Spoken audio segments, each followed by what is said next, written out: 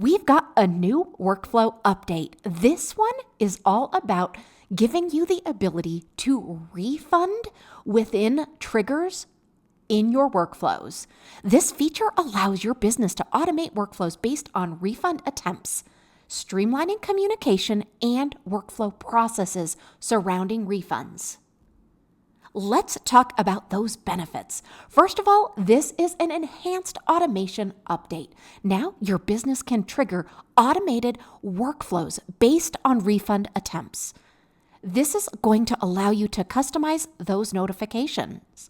Now your business can create customized notifications and communication based specifically on different refund scenarios. It's also going to streamline your workflow. Now your business can streamline refund management processes.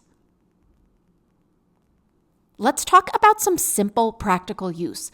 What I love about this new update is that now your business can utilize refund triggers within automations to automate communication and workflow processes when processing refunds for a return or any reason that somebody might want a refund. For example, upon a refund attempt, the CRM can now automatically send customized email notifications to the customer, updating them on their refund status.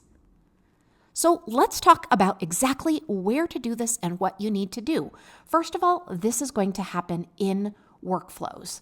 So you need to be in automation and then in workflows, and then you're going to go ahead and click plus create workflow.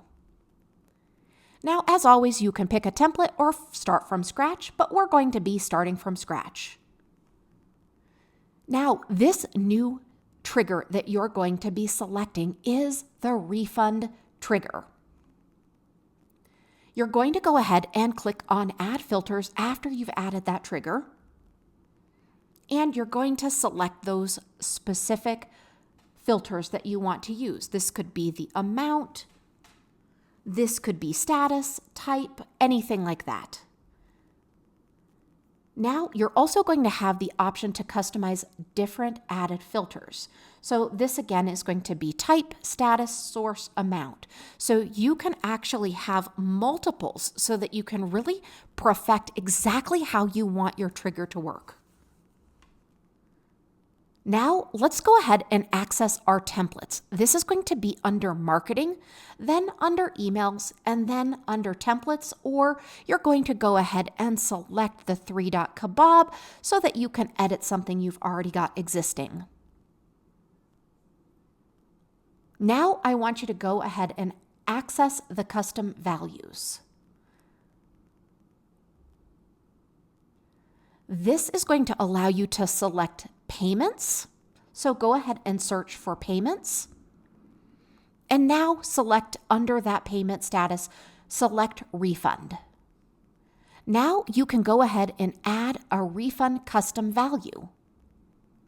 This feature empowers businesses to automate refund-related workflows, customizing those communications and streamlining refund management processes, ultimately enhancing efficiency and customer communication.